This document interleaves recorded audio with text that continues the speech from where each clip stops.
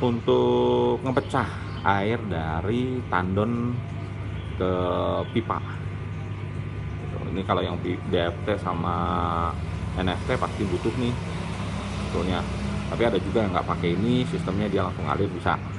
Nanti saya jelasin cara instalasinya. Alat berat yang dipakai, waduh alat berat. Nah ini alat-alat berat, saya geser dulu. Nah ini alat berat yang nantinya dipakai.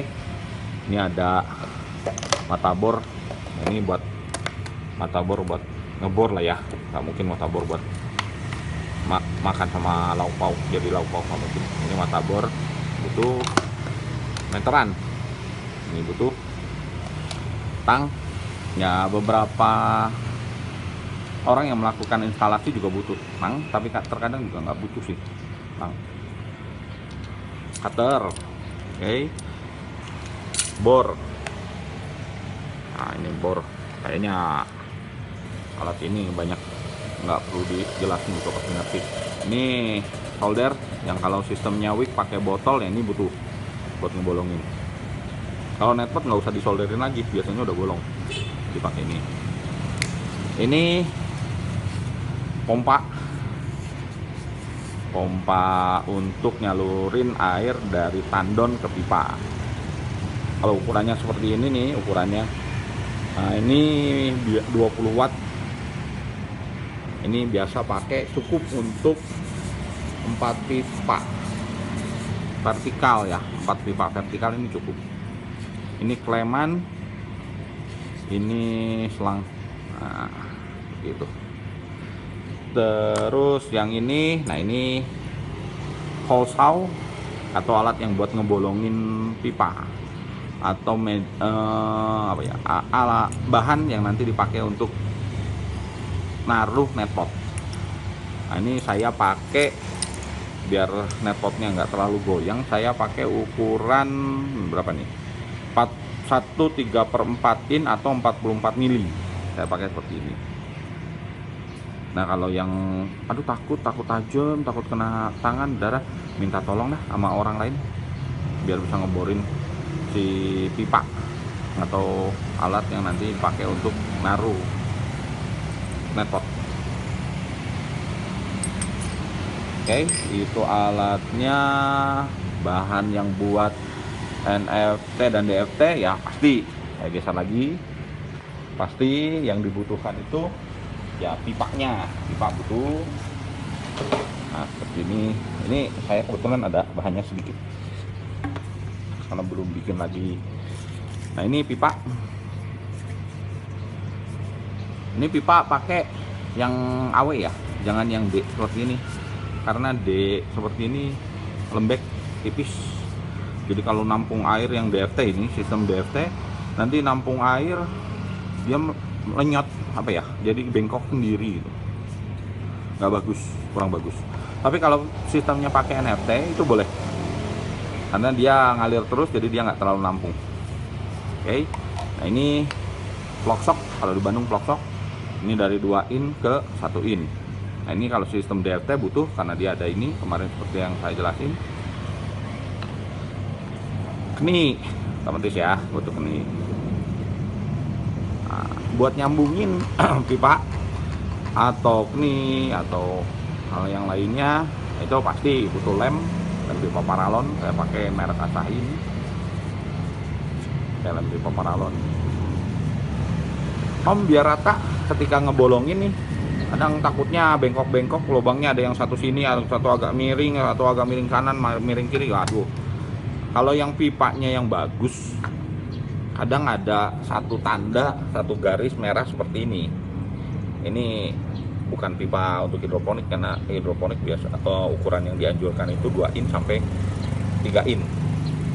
Jadi kalau ini 1,5 nggak pakai, ini biasanya pakai buat nanti ngalirin air aja. Nah ini ada tanda ya, panjang titik merah, garis merah ini. Nah itu bisa dipakai acuan buat ngelubangin. Jarak antar lubang ini yang dianjurkan itu 15 sampai 20 yang dianjurkan. Jadi jarak dia dari ambil dari tengah ya, dari titik as ke titik as ini yaitu kurang lebih 15 sampai 20. tergantung nanti tanaman yang tante om mau tanam. Kalau misalnya kayak pokcoy, caisim itu lebih bagus. Om kenapa nggak pendek-pendek jaraknya? Kalau untuk semai, nanti pembesaran dari semai ke pembesaran 5 daun sampai 5 daun maksimum, ya itu nggak apa-apa, jarak pendek 10 cm nggak apa-apa. Tapi kalau sudah pembesaran, artinya ada tinggal nunggu gede, tinggal nunggu panen lah ya, itu nggak boleh terlalu pendek. Kenapa? Kalau terlalu pendek, ketika tanaman jadi makin gede, nah itu nanti nutupi tanaman yang lain. Saya kasih contoh, saya liatin ke kebun. Nah ini kebun ini, nah ini nih ada betul. Nah ini jarak yang terlalu pendek. Nah om tante bisa lihat ya, ini jaraknya pendek, ini 10 cm 10 cm 10 cm sampai sana 10 cm semua. Nah kalau nanti pada saat pembesaran, nah seperti ini, nah ini yang bagian sebelahnya atau yang bagian pinggirnya itu nggak kena sinar matahari, karena ini nutupi. Nah bisa kelihatan ya, ini nutupi. Semakin gede dia akan menutupi yang ini. Atau bisa tubrukan. Nah tubrukan kayak gimana? Tubrukan seperti ini. Ini kalau jarak terlalu dekat nanti tubrukan akhirnya saling senggol lah. Nah ini nah. Nah ini terlalu dekat, jadi tumbukan ya, nantinya tubrukan ya kurang bagus pertumbuhannya, Jadi kalau 20 cm ini akhirnya saya bikin 10 cm, tapi yang tengah saya kosongin, jadi tetap jadi 20 cm biar dia tumbuhnya dengan optimum, jadi bagus gitu. Nah itu yang lubangnya jangan terlalu deket. Tapi kalau untuk dari hasil semai ke pembesaran ke 5 daun itu boleh seperti ini. Nah ini deket-deket 10 cm nggak apa-apa, karena ini daunnya belum gede. Cuman kalau dipakai untuk pembesaran ini nggak bagus, nggak efektif. Kalau untuk dari semai ke 5 daun, nah oke lah, nggak masalah kita pakai seperti ini. Jadi jaraknya dekat karena biar memanfaatkan nih. Jadi satu pipa itu banyak lubangnya. Seperti itu alatnya, bahannya. Mungkin ada yang kurang bisa tanyain. Oh iya saya lupa tadi, yang ini sprayer. Nah ini lupa saya terangin, ini sprayer buat apa ya? Ini saya tuh muat teknik nyemai yang nanti sistemnya sebar, atau buat apa ya, pestisida. Tapi pestisidanya jangan pakai yang kimia ya om tante. Ingat prinsipnya hidroponik, menciptakan sayur sehat. Kalau pakai yang pestisida itu kimianya kadang kurang bagus. Lalu yang bagus pakai apa Pak Budi biar aman? Yaitu cukup bawang putih, nanti ditumbuk sampai halus, atau enggak beli bawang putih bubuk. Nah itu kasih, kalau bawang putih bubuk kasih 2 sendok makan.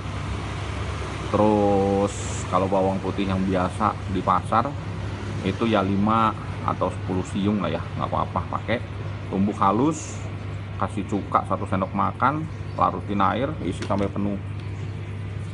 Nah itu nanti aduk, cocok aduk. Nah itu lumayan, pupuk alami dan sederhana. Jadi bisa pakai sprayer seperti ini. Apa Budi saya nggak butuh? Ya nggak apa-apa. Ini bukan hal penting ini. Tapi kalau mau pakai nggak apa-apa. Ini murah juga sih harganya. Oke. Apalagi ya? Ya mungkin itu aja sih yang harus saya jelasin. Sepertinya nggak ada. Untuk pipa sendiri saya harus jelasin. Pipa hidroponik itu ada 2 macam bentuknya. Ada yang bentuknya bulat seperti ini. Nah ini pipa air biasa, bisa dipakai untuk hidroponik. Harganya juga lumayan murah. Ada juga yang pipa bentuknya trapesium atau kotak. Nah seperti ini. Ini bentuknya kotak seperti ini. Nah ini lebih dikenal dengan nama guli. Jadi kalau om tante ketemu kata pakai pipanya pipa biasa atau pakai guli, nah ini guli itu bentuknya kotak trapesium. Ada yang bentuknya kotak seperti ini, ada yang bentuknya trapesium. Itu bisa pakai untuk nyemai, untuk pembesaran juga bisa pakai seperti itu. Jadi ada 2 macam. Oke. Mungkin itu pengenalan alat-alatnya.